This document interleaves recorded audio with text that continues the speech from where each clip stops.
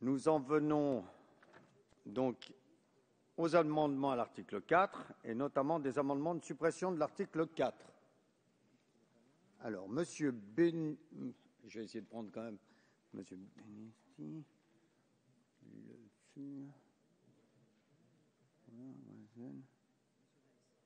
Monsieur Rice, vous avez la parole sur le 470. Défendu. Après. Monsieur Cochet. Oui. Défendu, pardon. Monsieur Berlioz, pardon. Qui défendait le 322, pour vous montrer que je vous avais repéré. Après, qui nous reste-t-il? Alors, on a fait le tour. Je mets aux voix l'amendement 40 et les amendements identiques. Quels sont ceux... pardon, avis de la Commission. Merci, Monsieur le Président. L'article 4, dans sa rédaction initiale, opérait des coordinations dans plus d'une centaine d'articles du Code civil. C'était le choix fait initialement par le gouvernement afin de tirer évidemment les conséquences de l'ouverture du mariage et de l'adoption aux couples de même sexe. Nous l'avons réécrit en première lecture à mon initiative et sur celle de la Commission des affaires sociales. Afin de remédier aux difficultés liées à la rédaction retenue par le gouvernement dans le projet de loi initial, c'est-à-dire opérer des coordinations de manière exhaustive dans différents codes, la Commission a voulu se rapprocher de ce qui avait été adopté par le droit espagnol, par le droit belge, pour instituer des dispositions générales d'application de la loi. Nous avons donc décidé de procéder en deux étapes. L'article 4, deux articles balais, comme on dit, deux dispositions générales d'application applicables au Code civil, et l'article 4 bis, nous y reviendrons tout à l'heure, pour l'ensemble de la législation hors Code civil.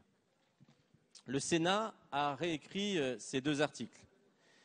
Il a introduit une nouvelle disposition générale d'application.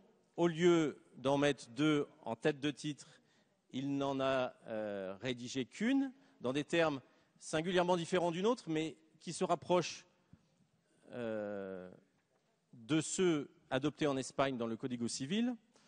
Et il l'a placé en tête du Code civil, ce qui pousse encore plus loin la logique que nous avions, nous, proposée ici en première lecture.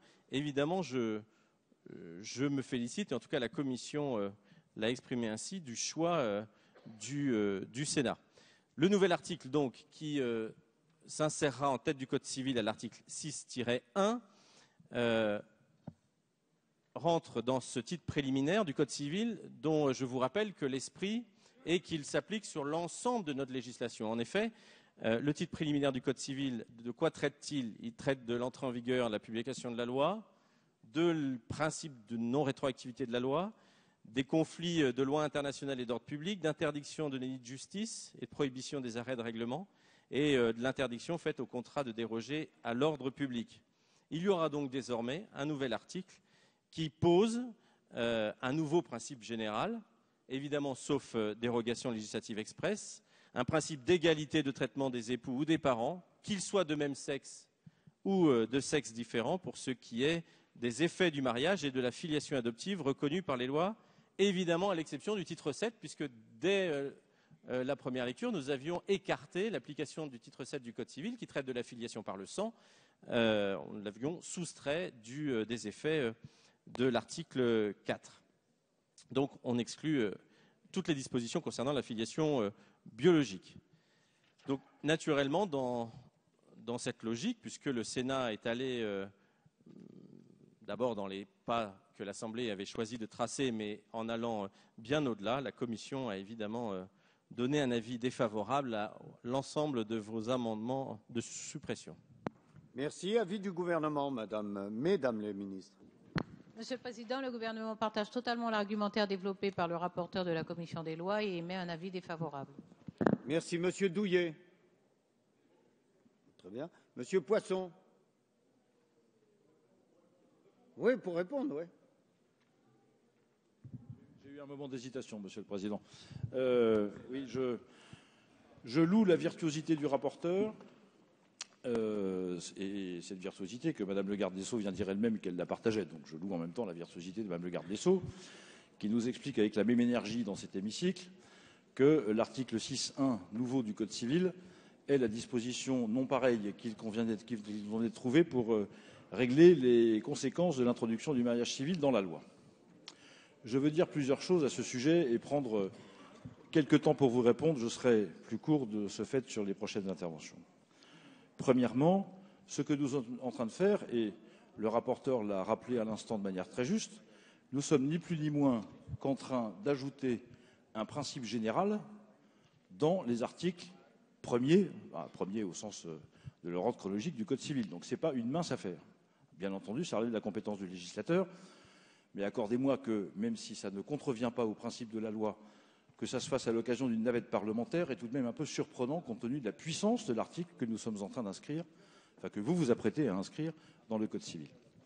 Deuxièmement, je comprends bien la cohérence qu'il y a à ne pas vouloir que cet article soit supprimé, car s'il était supprimé, évidemment, ça vous poserait 2 ou 3 difficultés, j'en conviens. Cela étant, premièrement, encore une fois, il s'agit d'une technique très différente, Madame le garde des Sceaux, de celle que vous nous aviez présentée à l'occasion de la première lecture. Alors c'est votre droit, je ne le conteste pas, mais tout de même, là, je redis ce que je disais en commission, je ne sais pas si vous étiez encore des nôtres au moment où je l'ai dit l'autre jour, votre méthode avait l'avantage, vous étiez là, très bien, donc vous m'avez entendu. Voilà, l'avantage de l'exhaustivité, très franchement, je ne l'ai pas partagé, je l'ai assez combattu ici, d'ailleurs on va continuer, mais au moins il avait l'avantage de l'exhaustivité. Et vous n'aviez pas besoin, Madame le garde des Sceaux, avec la technique que vous aviez choisie, de recourir, comme le Sénat l'a fait, au complément nécessaire de cet article 4, qui est l'article 4 bis, pour vous donner la possibilité de terminer l'inventaire et d'être sûr de ne rien oublier au passage, parce que c'est ça qui est en train de se passer. Bien. Troisièmement, qu'est-ce que je conclus de ce point précédent que Madame le garde des Sceaux? Ce qui nous intéresse, bien sûr, c'est l'article 4, qui emporte les mêmes effets que le précédent article 4, avec une rédaction nouvelle et plus de sécurité juridique sur le Code civil. De votre point de vue, j'en conviens. Cela étant, ça montre que, puisque cette rédaction de l'article 4 rend nécessaire le recours aux ordonnances qui est dans l'article suivant, ça prouve bien que, premièrement, ce dispositif, s'il est plus solide sur le Code civil, reste très incomplet sur le reste, la preuve. Et deuxièmement, je suis extrêmement surpris de 2 choses. La première, c'est que vous ne soyez pas capable, Madame le garde des Sceaux, dans le cadre d'un projet de loi, de présenter l'inventaire que vous ferez de toute façon pour prendre les ordonnances et de les présenter au Parlement dans le cadre d'un projet de loi. Et deuxièmement, ça manifeste une impréparation, je ne veux pas dire improvisation, ce serait exagéré, mais quand même, qu'on ne soit pas capable, 10 mois après, presque même 1 an, puisque c'est un des premiers projets que vous avez annoncé en entrant à la place Vendôme, et une des priorités de votre gouvernement, que vous ne soyez pas capable, en presque 1 an, d'estimer l'ensemble des conséquences que ce texte emportera sur l'ensemble des codes de notre pays, est là quelque chose d'extrêmement surprenant. Et qu'à ce motif, et à ce seul motif, de cette incapacité, j'espère temporaire, à établir l'inventaire précis des conséquences de ce texte sur les codes, vous demandiez de recourir aux ordonnances, très franchement, non seulement je pense qu'il y a là un mauvais motif pour demander au Parlement cette autorisation, deuxièmement, je pense que techniquement, ça pose un vrai problème, encore une fois, de perception des conséquences. Et quand on vous dit de temps en temps, sur d'autres sujets, vous avez répété avec vigueur tout à l'heure que nous n'avions rien à craindre, et je ne remets pas en cause cette sincérité, je vous le redis, mais quand on vous dit que la PMA et la GPA seront les conséquences de ce texte, que vous le vouliez ou pas, en ouvrant la porte par le mariage, vous ouvrez la porte à ces techniques, et on en reparlera ici et sans doute ailleurs.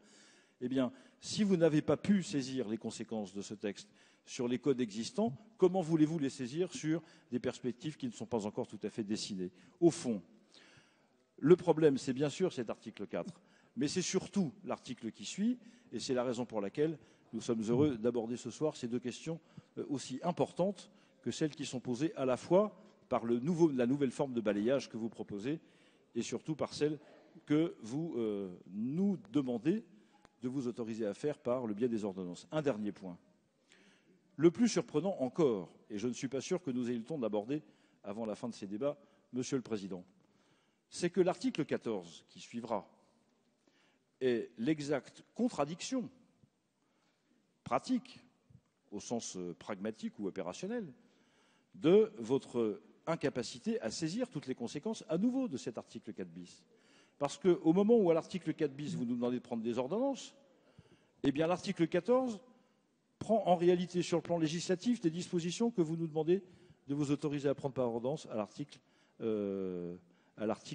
suivant. Donc il y a là quelque chose qui est incompréhensible sur le plan institutionnel, incompréhensible sur le plan de la capacité du gouvernement à écrire précisément cette loi et qui, de ce fait, affaiblit considérablement et l'ensemble des institutions et, nous le pensons, votre possibilité de recourir à ces ordonnances.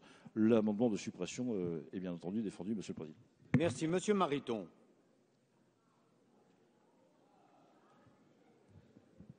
Monsieur le Président, la suppression de l'article 4 s'impose, Madame. Elle s'impose par cohérence avec ce que vous avez voulu démontrer, selon quoi vous avez voulu rassurer lors de la première lecture à l'Assemblée. Vous avez dit, et vous dites encore, mais on ne retire rien aux pères et mères, on ne retire rien aux maris et femmes.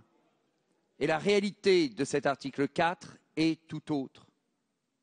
Je le dis, je le répète, cela concerne des centaines de milliers de nos concitoyens chaque année, qui jusqu'à présent se voient reconnus par l'officier d'état civil en tant que mari et femme. Vous les privez demain d'être ainsi reconnus et ils seront simplement reconnus comme époux. Nous avons partagé tout à l'heure, Madame le Ministre, l'idée qu'il devait y avoir quelque chose de très solennel, un symbole très fort dans le mariage, Madame le Ministre. Et certains pourraient dire au fond, qu'est-ce que ça change? On va dire aux conjoints qu'ils sont époux? Est-ce que c'est si important que cela de constater qu'ils sont mari et femme? Eh bien, nous faisons partie de ceux qui pensons qu'il est important de constater que, au mariage, monsieur, madame sont mari et femme. Et puis, certains diront, au fond, ça n'est pas grave de dire, comme vous le proposez maintenant, que l'autorité parentale appartiendra aux parents. Vous mesurez d'ailleurs cette extraordinaire percée linguistique qui amène à dire que l'autorité parentale appartient aux parents. Quel est le sens de la loi? La loi, Madame le Ministre, doit avoir tout de même un peu de valeur ajoutée. Si l'on dit que l'autorité parentale appartient aux parents, quelle est l'utilité de la loi? Est-ce que vous ne pensez pas, chers collègues, qu'une des premières vertus de la loi, c'est d'être utile? Donc quand on dit que l'autorité parentale appartient aux parents, on est au mieux dans une tautologie bavarde qui éloigne de ce que doit être une loi. Et puis jusqu'à présent, on écrivait et on disait, je suis maire, nous sommes de nombreux élus locaux ici qui disons à ceux auxquels nous apportons cette consécration de la République, nous leur disons l'autorité parentale appartient aux pères et mères jusqu'à la majorité ou l'émancipation de l'enfant. C'est l'article 371.1. Vous n'aviez pas osé le toucher. Ce qui d'ailleurs vous conduisait dans quelque chose de curieux, mais c'était le résultat même de votre texte.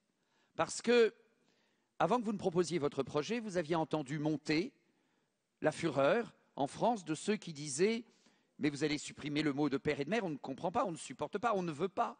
Bien sûr que nous voulons apporter la meilleure réponse pour l'organisation de couples de même sexe qui sont ensemble dans la durée. Bien sûr qu'il y a toujours des progrès qu'on doit rechercher et mettre en œuvre pour nos concitoyens, autant qu'ils sont, et quelle que soit l'orientation sexuelle des uns et des autres. Mais votre projet, dans sa première version, avait comme conséquence de retirer, dans des moments forts, le mot de père et de mère, le mot de mari et femme. Et vous avez calé, vous avec la majorité, vous avez calé et vous avez inventé l'amendement Balai.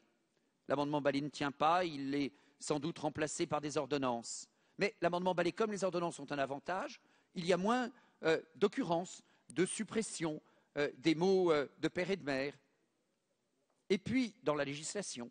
Et puis, vous avez calé aussi autour de ces articles très symboliques que je viens de citer. En mairie, l'officier d'état civil constate mari et femme. L'autorité parentale, jusqu'à présent, appartient aux pères et mères, jusqu'à la majorité ou l'émancipation de l'enfant. Alors certains diront, mais au fond, où est la différence? Techniquement, pour le juge, c'est la même chose, père et mère ou parents. Eh bien, imaginez, madame, qu'il y a dans notre beau pays de France un certain nombre de personnes pour lesquelles il y a une différence. C'est important d'être reconnu en tant que père. Nombre d'entre nous, probablement aussi dans vos rangs d'ailleurs, ne se considèrent pas simplement comme le parent de l'enfant, mais comme le père ou la mère de l'enfant. Et il n'est pas insignifiant que ce soit consacré par la loi dans un article aussi important, qui est un des articles forts que nous lisons à l'occasion du mariage en mairie. Alors, j'ai démarré ce débat en janvier en ayant le sentiment que sur certains points, on arriverait peut-être à vous convaincre.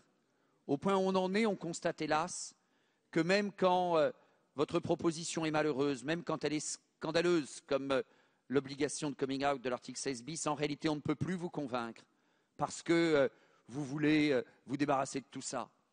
Un projet que vous portez, à dire vrai, avec si peu de conscience aujourd'hui, que vous avez envie de vous en débarrasser. C'est aussi ça la syncope du temps parlementaire. C'est aussi ça le temps programmé. Ce projet, vous ne le portez même plus. C'est en réalité une insulte que vous faites aux couples de même sexe. Parce que vous proposez un projet mal adapté, vous proposez un projet diviseur, vous aurez créé dans le pays un climat qui n'est pas des plus heureux, je vous l'accorde, mais quand on s'interroge de savoir qui est la cause et quelle est la cause de ce climat, eh bien les choses sont assez simples. S'il n'y avait pas eu de projet Taubira, il n'y aurait pas ce que vous dénoncez aujourd'hui. Je discutais tout à l'heure avec le patron du Barguet à Lille qui s'est fait agresser. Quelle est la cause? Les faits, ce n'est pas notre intolérance, Madame le ministre. Ce n'est pas notre intolérance. Non, il n'y a aucun obscurantisme. Il y a de l'humanité, il y a de la générosité quand vous êtes dans un projet idéologique, symbolique, qui ne sert aucune Française, aucun Français, quelle que soit l'orientation sexuelle des uns et des autres, qui d'ailleurs, en tant que législateur, ne nous regarde pas. Mesurez que vous n'apportez pas le bonheur, que vous apportez au contraire un projet qui va et qui déjà clive et abîme notre société et qui va concrètement, s'agissant de l'article 4, faire que demain, le maire ne dira plus au futur conjoint que l'autorité parentale appartient au père et mère, il dira parent, ce n'est pas la même chose. Il ne consacrera pas l'union de mari et femme, mais des époux.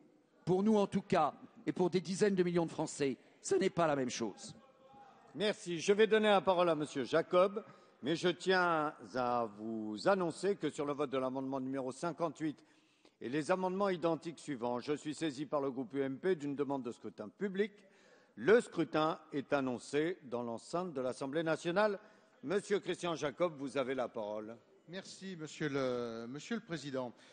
C'est pour répondre au gouvernement, ou plutôt au rapporteur, parce que c'est le rapporteur qui a répondu, mais j'ai vu que Madame la Ministre s'associait aux propos du rapporteur, sur la suppression de cet article 4. Cet article 4, pour nous, est un article essentiel. On y est revenu dans le cadre de la discussion générale.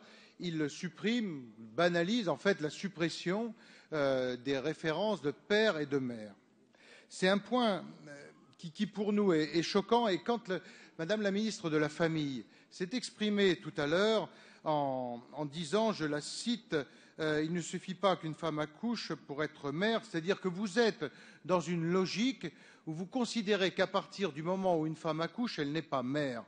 Pour nous, à partir du moment où une femme accouche, elle est mère. C'est ce que vous avez dit, Madame la ministre.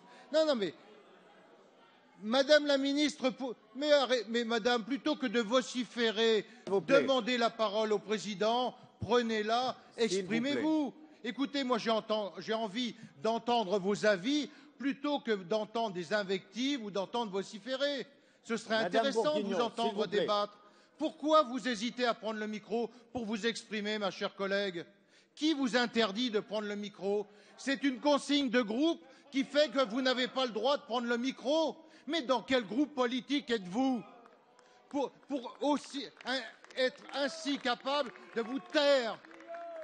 Mais vous avez des consignes pour vous taire. Madame, vous êtes une élue de la République.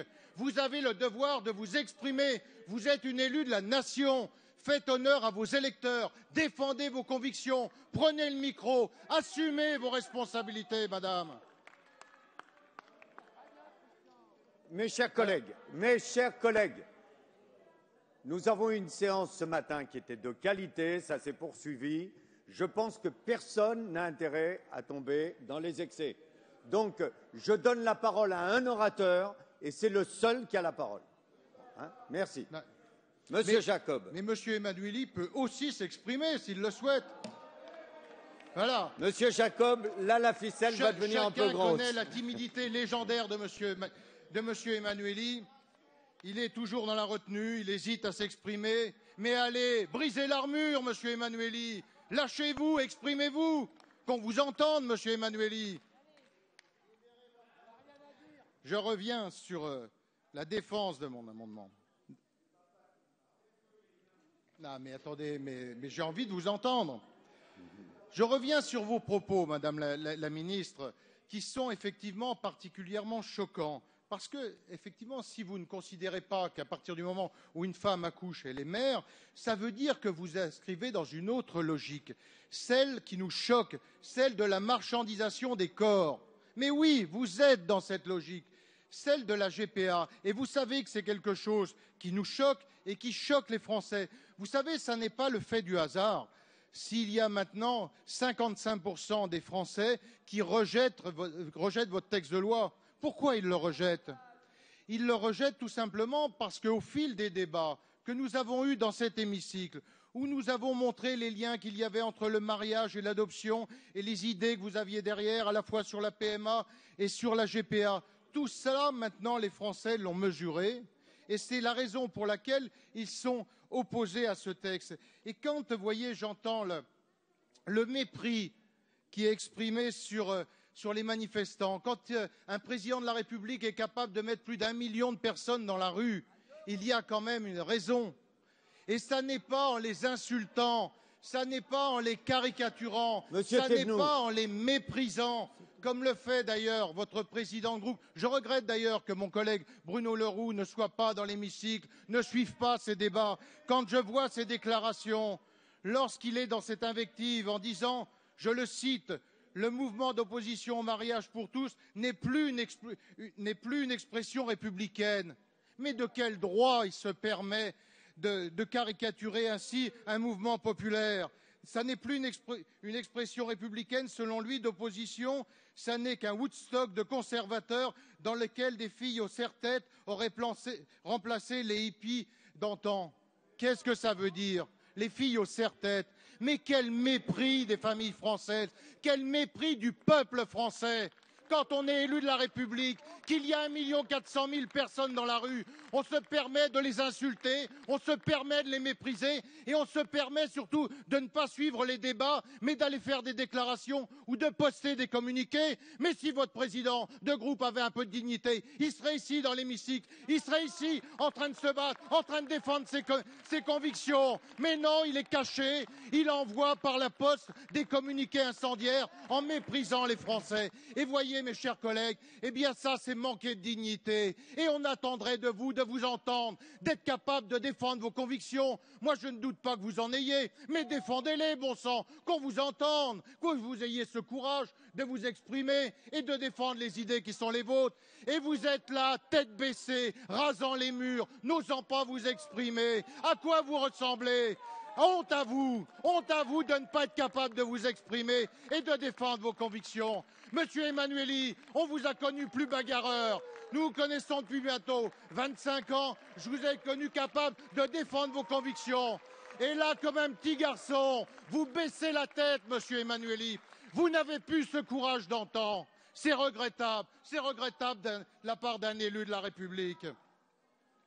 Alors, mes chers collègues, cet amendement, il mérite vraiment d'être voté. Parce que, encore une fois, il y a tous les risques que nous avons pu évoquer avec la PMA et la GPA. Et cette circulaire qui reconnaît les GPA faites à l'étranger, elle est choquante.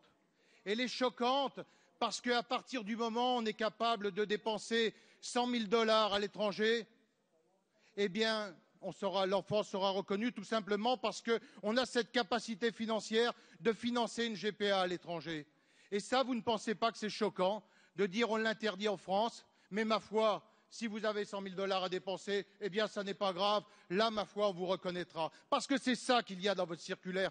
Et c'est pour ça que nous sommes en colère, c'est le mot qui convient, Madame Taubira, contre votre circulaire.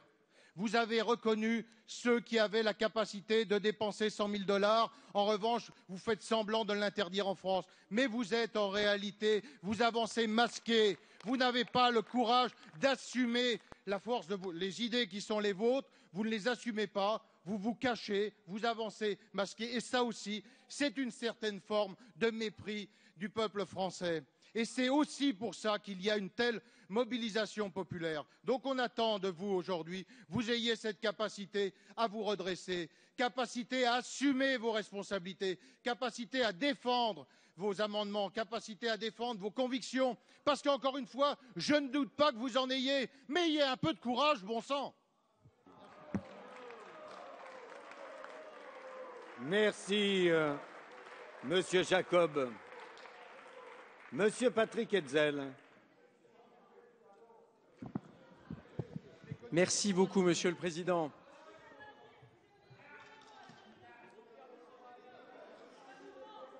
Allez. Bien, on va attendre.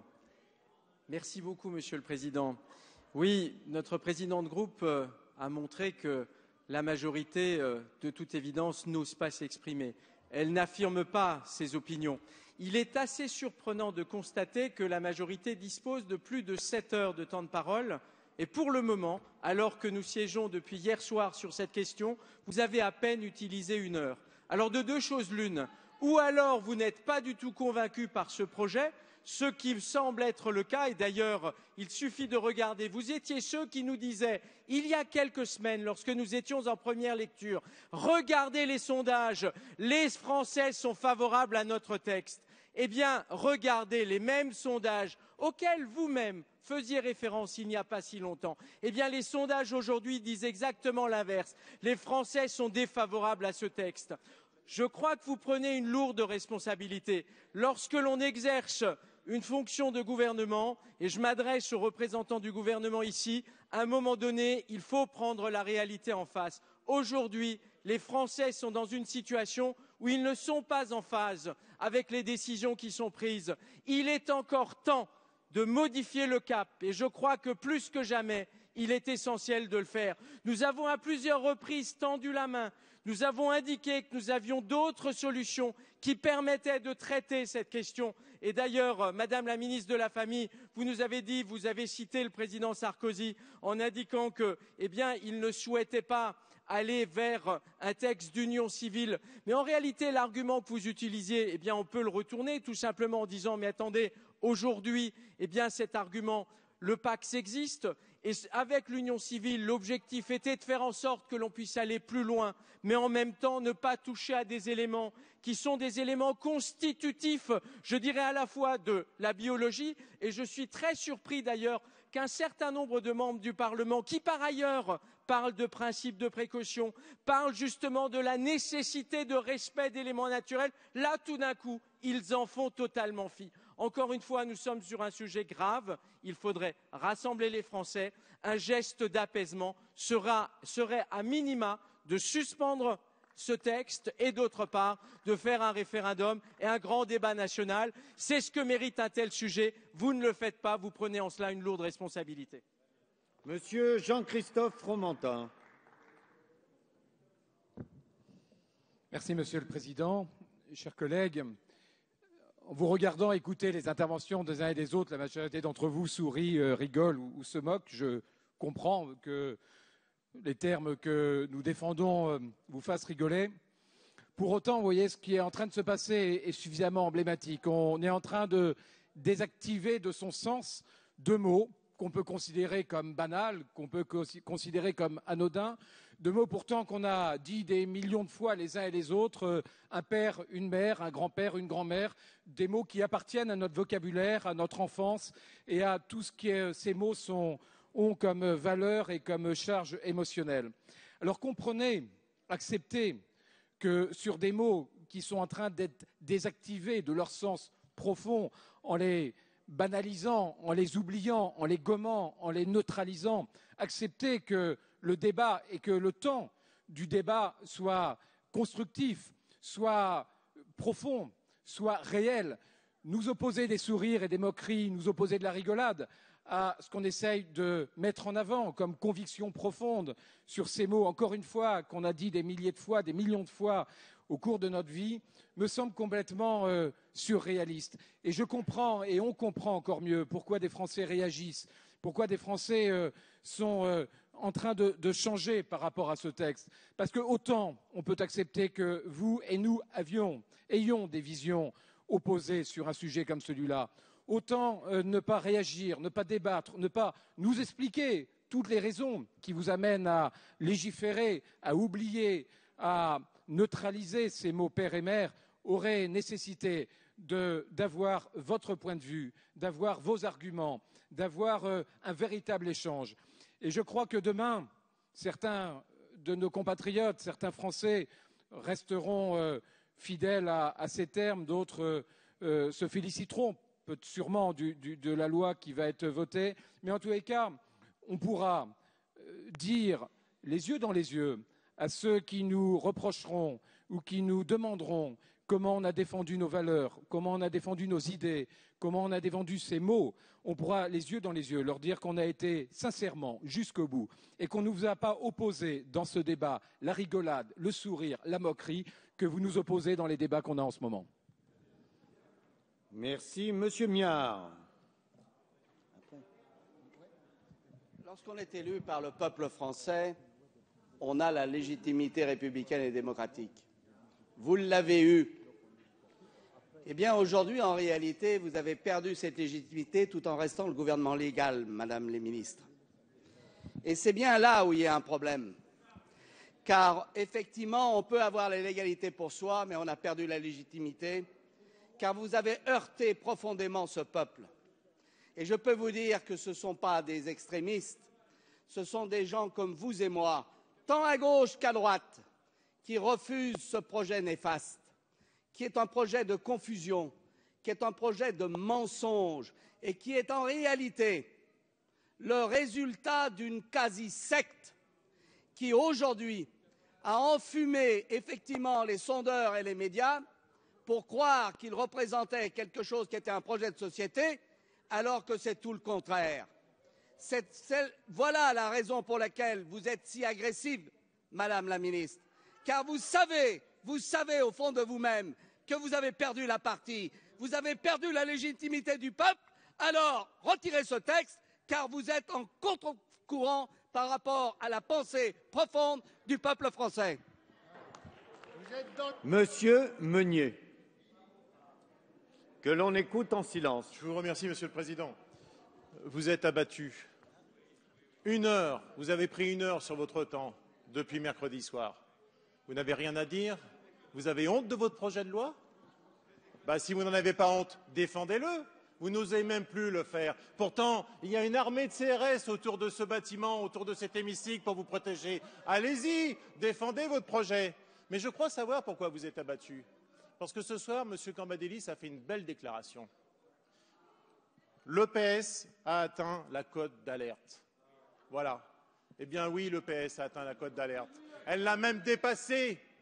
Ça fait déjà longtemps que vous l'avez dépassée, la cote d'alerte. Alors je vais m'adresser à vous, mes chers collègues républicains. Hier, vous nous avez dit il faut voter ce projet de loi parce que d'autres pays l'ont voté. Regardez la Nouvelle-Zélande. Mais mes chers collègues de cette Assemblée, quand en 1789, les Français ont fait la Révolution, ont-ils fait cette révolution parce que d'autres l'avaient fait avant? Non, ils l'ont fait parce qu'il fallait la faire. Voilà, aujourd'hui vous êtes des godillots, vous êtes des moutons, vous êtes aux ordres des minorités agissantes. Et d'ailleurs, Madame le ministre, Bertinotti n'est pas le ministre de la Famille, Elle est le ministre des minorités agissantes et elle le sait très bien, et les Français aussi d'ailleurs. Monsieur de la Verpillière, je ne considère pas que pour les moutons c'est une insulte.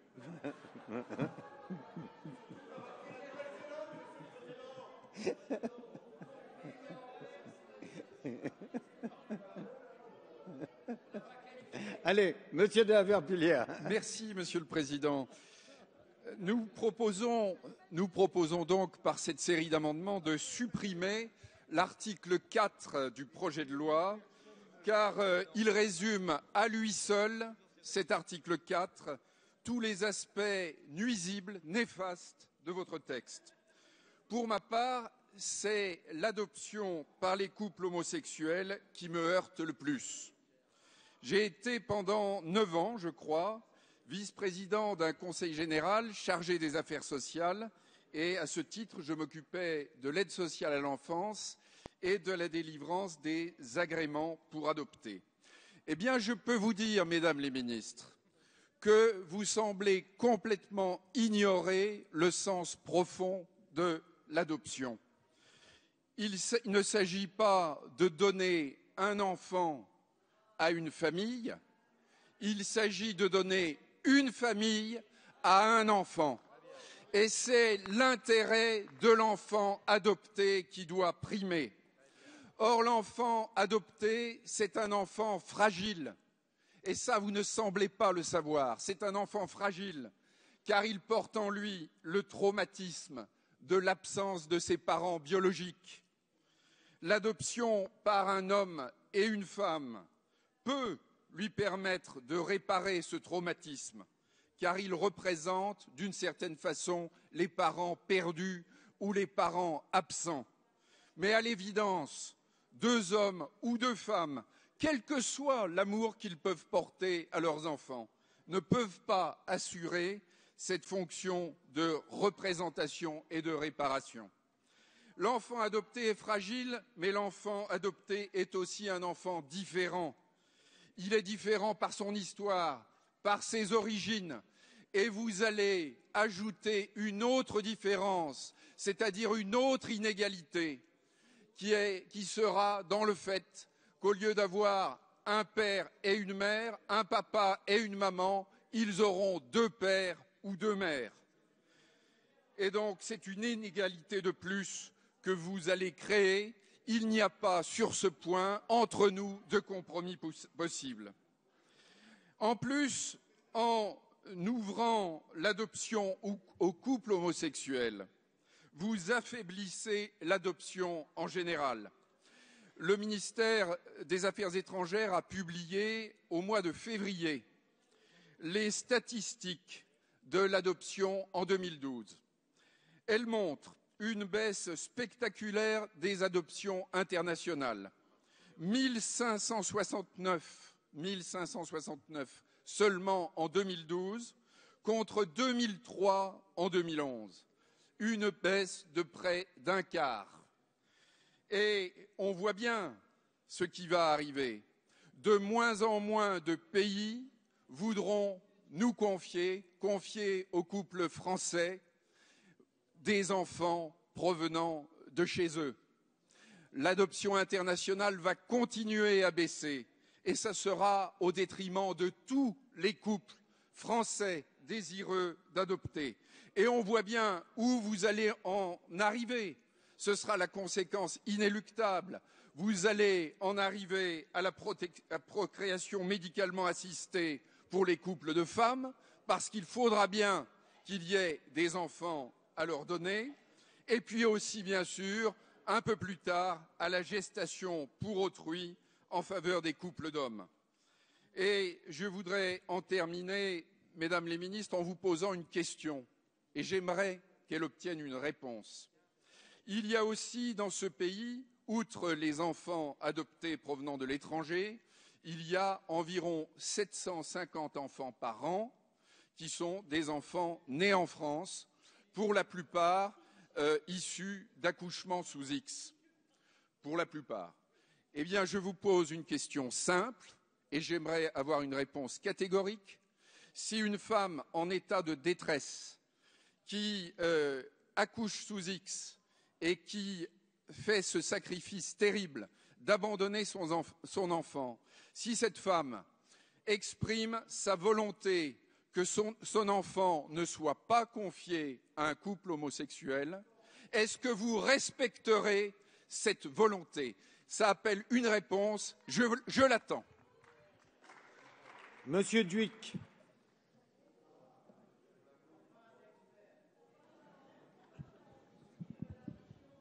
Monsieur le Président, merci. Il fut un temps, je le crois, où pour les parlementaires, les mots avaient un sens. Un temps où le français était respecté, et voici venu le temps de la confusion que vous renforcez. Vous supprimez les mots du vocabulaire les plus signifiants pour rentrer dans l'indétermination. Vous négligez que les effets peuvent se sentir à long terme et non pas dans l'immédiateté. Renvoyer aux Françaises et aux Français des études qui ne prouvent rien, ni en pour ni en contre. Vous méprisez le peuple et particulièrement l'ensemble de la jeunesse, rassemblée fidèlement encore ce soir, qui nous donne des devoirs et qui donne la force aux parlementaires d'opposition d'avoir le courage de dire non, le courage de ne pas céder aux diktats faciles, le courage de se projeter dans l'avenir, le courage de penser que la défense de la République passe par la défense effectivement des limites et des repères identificatoires. Parce que, nous l'avions dit cet après-midi, Madame le ministre de la Famille, vous êtes dans la confusion des rôles entre la fonction paternelle et la fonction maternelle que vous considérez comme totalement interchangeables. Vous niez la différence des sexes, vous niez l'altérité. Alors oui, il y a de ce côté ceux qui aiment la liberté, la responsabilité, l'individu capable de grandir, de devenir un sujet en pleine conscience et en pleine liberté, mais libre parce qu'il est attaché à des contingences que vous souhaitez effacer, libre parce qu'il a reçu des limites, libre parce qu'il a reçu un cadre qui lui donne cette liberté, cette faculté d'apprendre et dans cet espace interstitiel entre la limite et la liberté de se construire et de faire ce qu'est l'individu. Vous proposez à la jeunesse de France uniquement le vide sidéral. Vous n'avez que le consumérisme à la bouche, sans aucune transcendance, sans aucun espoir. Où sont les marxistes d'antan? Où sont les véritables élus que vous avez massacrés comme Jean-Pierre Brard, disparu, que je regrette ici, qui nous aurait éclairé de ses voix? Que disait Madame Buffet ce matin? Que le prolétariat était incapable de réfléchir. Vous n'avez qu'une vision délétère, triste de l'humanité. Nous voulons un monde de couleurs, un monde vivant, un monde où resteront la possibilité aux uns et aux autres de se marier s'ils le souhaitent ou d'être libres, car c'est l'embourgeoisement absolu que vous nous proposez. Dans les conventions absolues, vous voulez un monde gris, uniforme. Vous êtes morts, je l'ai déjà dit. Et deuxième chose, nous pensons que le Verbe est créateur, qu'il est vivant. Vous considérez que la loi doit suivre la réalité. Nous pensons que la loi est là pour donner des limites et qu'elle est là pour façonner le réel. Vous démissionnez quand nous avons le courage de défendre des convictions. Libérez-vous, libérez votre parole et libérez votre conscience, mes chers collègues de l'opposition. Monsieur Reiss. Merci, Monsieur le Président. Cet article 4 consacre les effets de la filiation adoptive et du mariage pour deux personnes de même sexe. Dans le même temps, il brise le principe d'unité du mariage en excluant la présomption de paternité et l'ensemble de la filiation biologique du mariage homosexuel. La disparition de père et de mère est choquante et c'est pour cela d'ailleurs que nous prônons la suppression de cet article 4. Les mères pour l'enfance sont unanimes pour dire qu'un enfant, pour s'épanouir et grandir, a besoin d'un papa et d'une maman. C'est pour ça que nous sommes contre le droit à l'enfant et pour les droits de l'enfant. Nous voyons bien que ce projet sur le mariage de deux personnes de même sexe vise en réalité à leur permettre l'adoption d'abord, la PMA ensuite et la GPA pour terminer. Ce projet de loi que vous avez hâte de terminer vous êtes prêts à le bâcler totalement. Et pour obtenir un conforme par rapport au vote du Sénat, la majorité est totalement muette. La nécessité d'ailleurs de recourir aux ordonnances montre que le gouvernement a été incapable de dresser l'inventaire de toutes les conséquences de ce texte sur tous les codes du droit français. Donc il faut retirer ce texte dont les Français aujourd'hui ne veulent pas. Merci, Monsieur Berrios. Merci, Monsieur le Président. Nous aurions pu être d'accord sur une union entre des couples homosexuels et nous l'avons proposé. Vous l'avez refusé. Et désormais, avec cet article 4, le 4 bis, nous sommes au cœur de la division. Nous sommes exactement là où le gouvernement voulait nous emmener. Là où il voulait fracturer la société française. Et la fracturer avec une violence inouïe. Parce que ce soir, en adoptant, en rayant de la carte, en rayant des codes, le père et la mère, c'est une injure que vous faites à plus de 50 millions de Français qui ont comme référence un père et une mère. Quelles que soient nos histoires respectives, ce rapport au père et à la mère est essentiel dans la construction des individus. Il est essentiel dans la construction de plus de 50 millions de Français, de plus de 55 millions de Français. Et c'est ça, ce soir, que vous nous proposez de battre en brèche. Il s'agit d'une division profonde, d'une division violente de la société française. Et vous le faites en sachant même que vous battez là une institution qui a permis à la France de grandir en confiance et en paix. Et c'est tellement compliqué pour vous que vous êtes obligé de passer par les ordonnances. C'est la preuve que cette complexité que vous ne savez pas résoudre et que vous ne savez pas non plus assumer devant le peuple français, vous allez effectivement l'assumer dans le secret des cabinets ministériels, quoi que vous ayez dit tout à l'heure. Vous vous mettez à dos plus de 55 millions de Français. C'est ça la vérité. C'est ça la vérité. Parce que les Français ont désormais compris que ce texte de loi, ce n'est pas seulement le mariage pour les couples homosexuels. Ils ont compris désormais que votre volonté est beaucoup plus grande, votre ambition est beaucoup plus grande. Il est bien de rayer une grande part de notre histoire, une grande part de notre construction intime. Et c'est en cela, Madame la garde des Sceaux, que vous prenez une responsabilité immense pour l'avenir. Vous venez, en faisant cela, faire perdre le sens commun à la nation. Et cela, c'est impardonnable. Monsieur Ollier. Merci, Monsieur le Président. Madame la ministre Bertinotti, vous avez tenu des propos qui éclairent parfaitement le projet que vous voulez mettre en place après le vote de ce texte.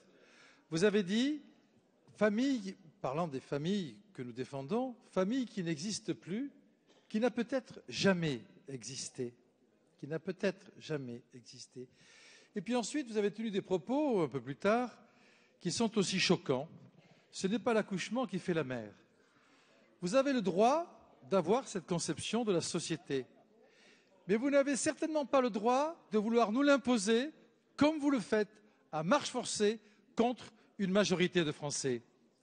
Et cette société que vous voulez construire, qui est une société uniforme, une société sans différence, une société égalitaire, j'ai eu l'occasion de le dire à plusieurs reprises, l'égalité par la suppression de la différence des sexes, vous avez beau le répéter sans cesse, ce n'est pas pour autant que vous en ferez une réalité, une vérité juridique peut-être, hélas, mais certainement pas une réalité sociale, ni sociétale.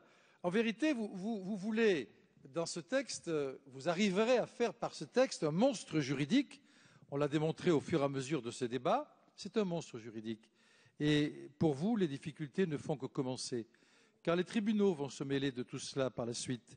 Et on verra que nous avions, à ce moment-là, que nous avions raison aujourd'hui de dénoncer ce que vous faites. Ensuite, c'est inique au point de vue sociétal. Et je crois que les démonstrations qui ont été faites dans la sérénité, je ne comprends pas pourquoi il y a en permanence des colibés face à ce que nous voulons défendre, sont fondées au coin du bon sens. Ce que nous disons est ancré en nous. Ce que nous disons est profondément enraciné dans la société française, telle que nous, ici, de l'opposition en tout cas, nous la vivons. Et nous ne sommes pas si différents de vous, que je sache, ni de l'ensemble de la société française. Et cet enracinement de la notion de famille, cet enracinement de cette société à laquelle nous sommes attachés, nous, elle est liée à l'affectif, aux symboles qui sont concernés par le mot père et par le mot mère.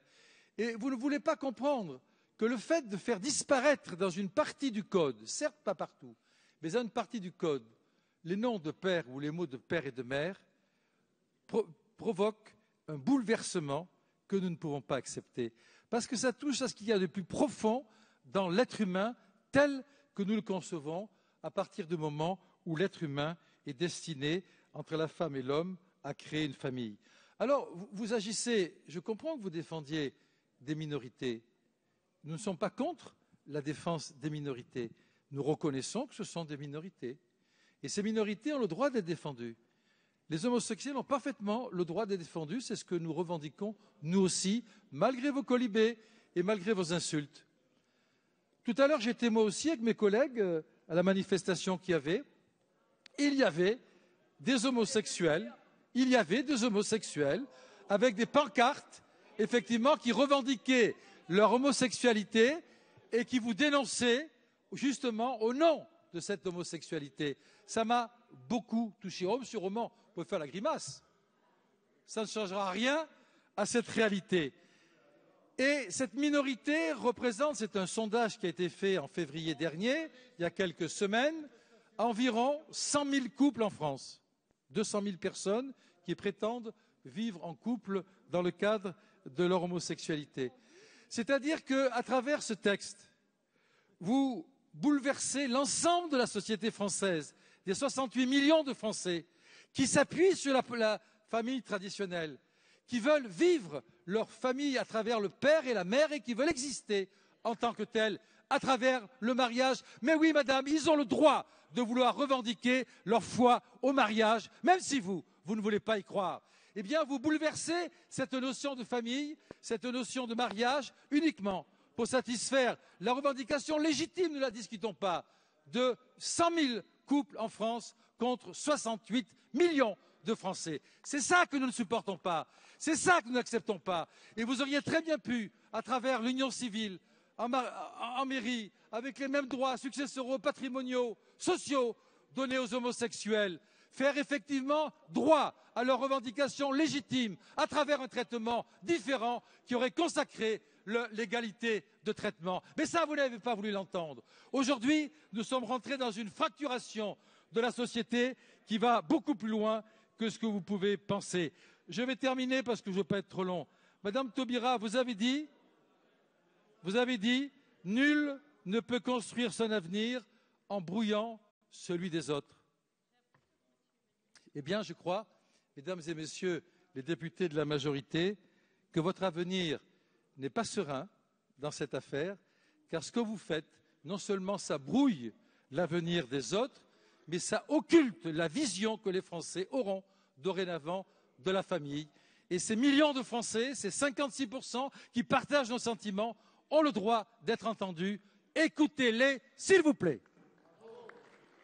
La parole est à Madame Valérie Lacroute.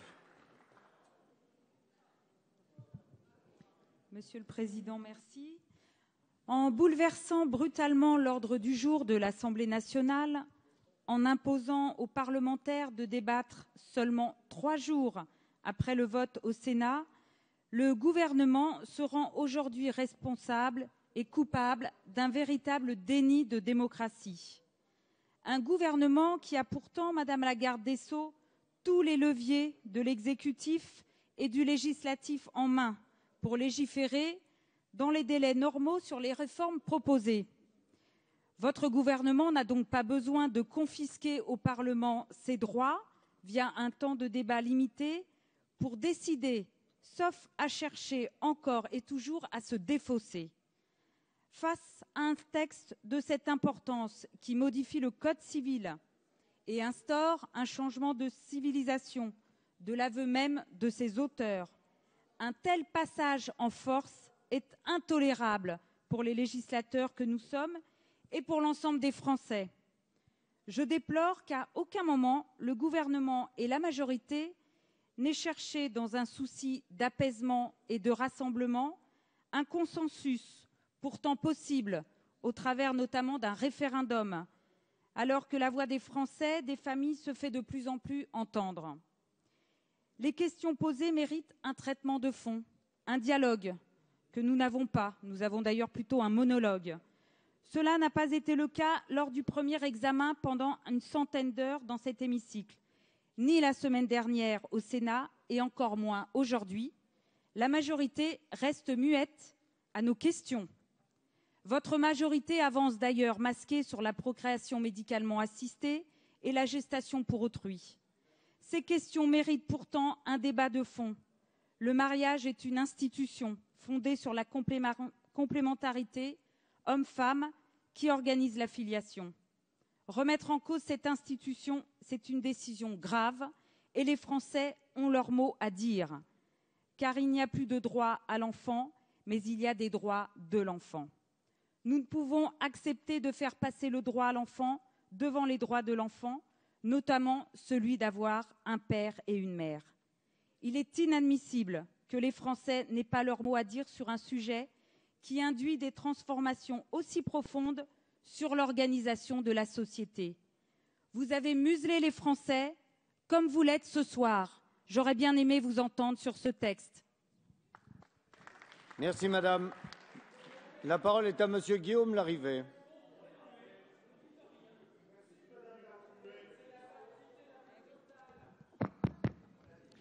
Mes chers collègues, nous avons été nombreux tout à l'heure sur les bancs de l'opposition à aller saluer ces milliers de Françaises et de Français qui se sont rassemblés près de l'Assemblée nationale. Et je vous le dis, vous auriez dû, vous aussi, aller à la rencontre de ces Françaises et de ces Français. Car qu'auriez-vous vu? Vous n'auriez pas vu des casseurs, vous n'auriez pas vu des extrémistes, vous n'auriez pas vu ces factieux que le ministre de l'Intérieur, Manuel Valls, dénonçait voici quelques heures lorsqu'il prétendait que des groupuscules voulaient déstabiliser la République. Non, vous n'auriez rien vu de cela. Vous auriez vu tout simplement la jeunesse de France. Vous auriez vu les familles de France rassemblées pour dire non à ce projet de loi. La vérité, mes chers collègues, c'est que dans cet hémicycle, vous êtes la majorité. Oui, vous êtes la majorité du pays légal, tel qu'il s'est exprimé dans les urnes démocratiquement le 17 juin 2012. Mais il y a aujourd'hui une autre majorité, la majorité du pays réel, qui, elle, se lève un peu plus chaque jour pour dire non à ce projet de loi qui divise la société, pour dire non à ce projet de loi qui affaiblit la France. Il y a aujourd'hui, en effet, une majorité qui se dessine pour dire non à ce gouvernement, pour dire non à François Hollande, pour dire non à ce gouvernement aux abois et qui vous fera reculer comme, voici 30 ans, en 1984, une majorité silencieuse n'était plus restée silencieuse, une majorité s'était exprimée et avait fait reculer le président Mitterrand, avait provoqué la chute du gouvernement de Pierre Mauroy au nom de la défense de l'école libre. Eh bien, 30 ans après, nous prenons le relais de cette génération qui s'était élevée contre le pouvoir socialiste de l'époque et nous allons réussir à vous faire reculer. Merci. Alors, je vais donc maintenant vous demander de bien vouloir regagner vos places.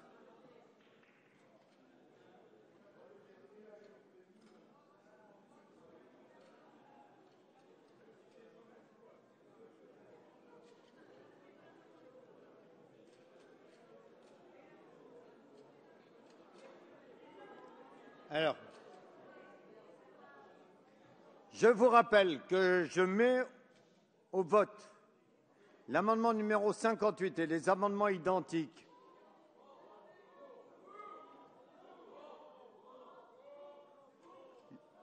Vous avez regagné vos places? Oui. Le scrutin est ouvert. Le scrutin est clos. Voici le résultat du scrutin. Votant 146, suffrages exprimés 146, majorité absolue 74, pour 47, contre 99. L'Assemblée nationale n'a pas adopté.